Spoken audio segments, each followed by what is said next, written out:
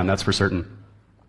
Ironically enough, similar to Dr. Panesi losing her job over a violation of what she held to be her ethics, I'm about to lose mine, and my primary responsibility for the last 8 years was supporting protection of our Prime Minister.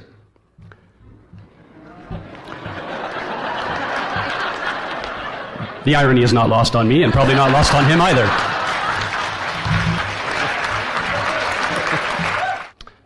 And as a Mountie, I always felt it was very important that I know what my legal authorities are, and that police officers should know exactly what authority they have to do what they do.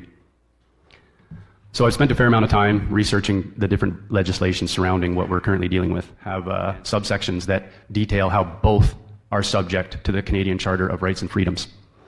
And I would like to just read the paragraph 3 of the Emergencies Act to you.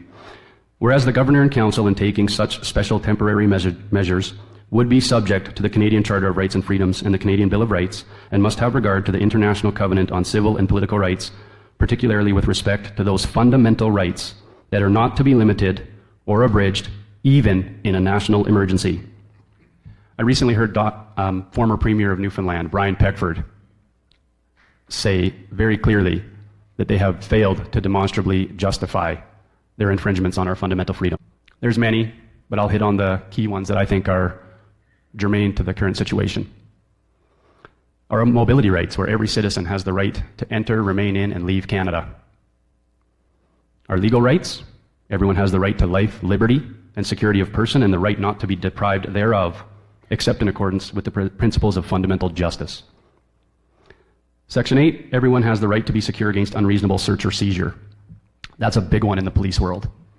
And when I read that, I can't help but think of people who are not even law enforcement demanding your private medical information at the door of a hockey rink. What legal authority do they have to demand that information from you?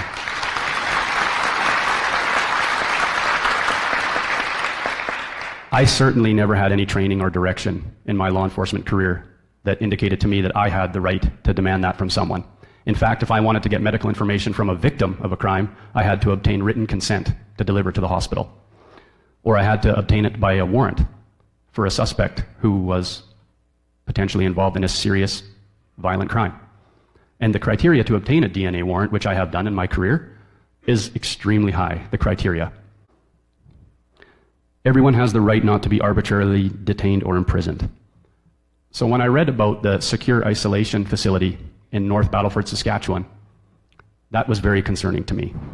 Detailed about how it is meant for people who willfully do not abide by their quarantine when they are deemed contagious. But very little detail as to every individual is equal before and under the law. Excuse me.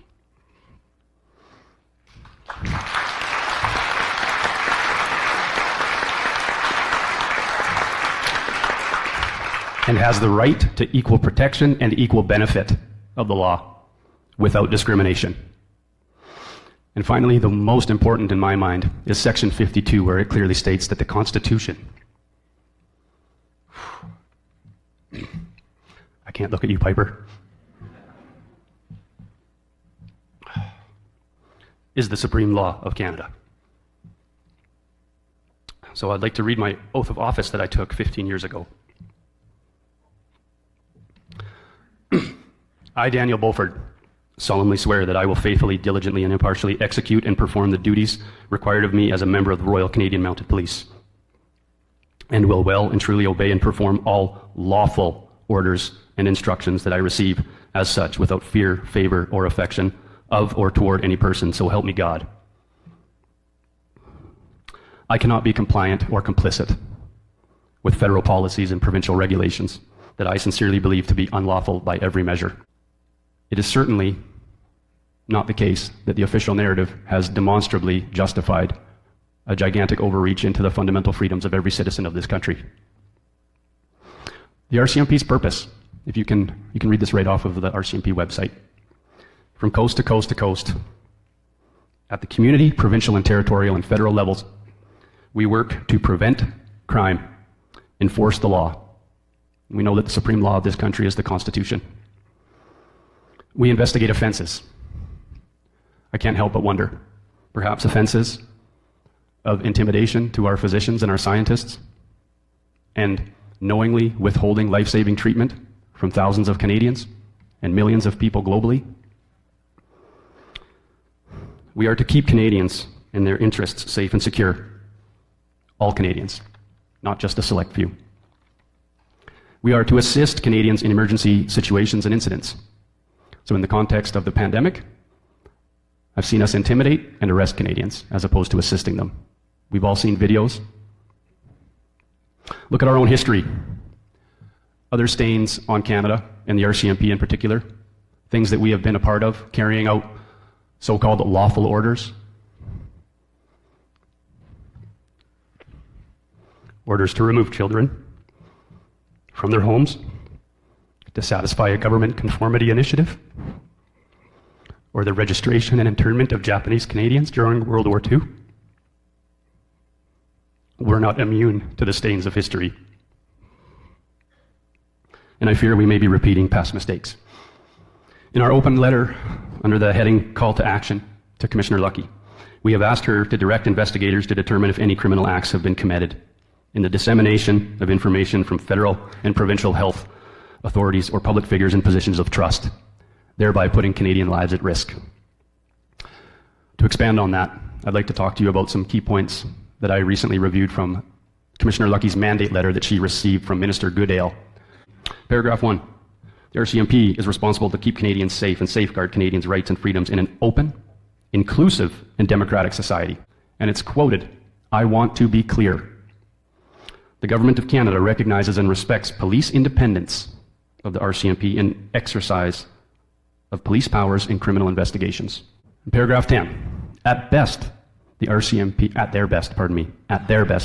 RCMP embodies what Canada and Canadians aspire to be: upstanding, loyal, and committed to the pursuit of justice. How can we pursue justice without fully understanding both sides of this argument, with a complete censorship and suppression of one side of this argument? On loyalty, I would say this: we must not confuse dissent with disloyalty. We must remember always that accusation is not proof, and that conviction depends upon evidence and due process of law. We will not walk in fear one of another. We will not be driven by fear into an age of unreason. If we dig deep in our history and doctrine and remember that we are not descended from fearful people, not from people who fear to write, speak, associate, and defend causes that were for the moment unpopular. That's Edward R. Murrow. I feel that we have detracted so far from the values and culture that form the core identity of what it means to be a Canadian. That belief in ourselves that we are a humble, welcoming, fair, and compassionate people. When I reflect on these past months, I even recognize that same failure in myself. We are divided, with both sides angry and fearful of each other, and how much worse this will get. Our language has been used to divide Canada into an us versus them mindset, the responsible versus the irresponsible, the anti-vaxxers versus the sheep. We cannot continue to allow this decline toward a further divided, increasingly authoritarian state. We need to communicate honestly and courageously to make our perspective heard so that others may be given the opportunity to understand. If others have not sought out both sides of the argument, it's no wonder they think and believe what they do. It is time to be strong in mind and body and in character. It will require sacrifice and preparation. The sacrifice will be of the comfort and the security that can be found in remaining silent. It's difficult to have discussions with people who disagree on such a contentious issue, but that's a good place to start. Courage takes practice.